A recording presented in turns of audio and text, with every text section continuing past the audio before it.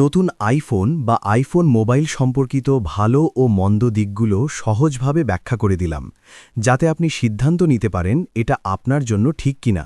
সাধারণভাবে অ্যাপল আইফোনের সব মডেল বা সাম্প্রতিক আইফোনের জন্য প্রযোজ্য।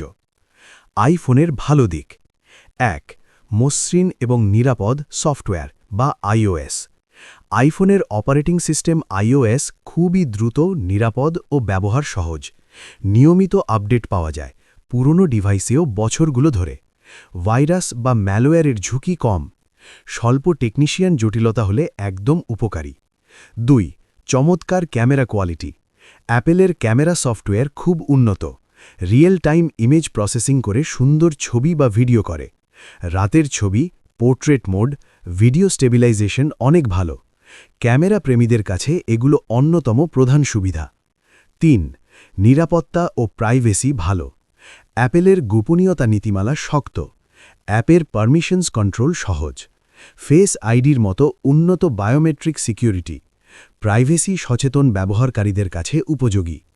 ৪. হোম ইকোসিস্টেমের সুবিধা। ম্যাক, আইপ্যাড, এয়ারপডস, অ্যাপল ওয়াচের সাথে seamless integration. Messages, FaceTime, iCloud, airdrop খুব স্মুথ। অ্যাপল ইকোসিস্টেমের মধ্যে থাকলে অনেক সুবিধা। ৫. দীর্ঘদিন সাপোর্ট ও ভালো রিসেল ভ্যালু। আইফোনের পুরনো মডেলগুলোকেও অনেক বছর iOS আপডেট মেলে।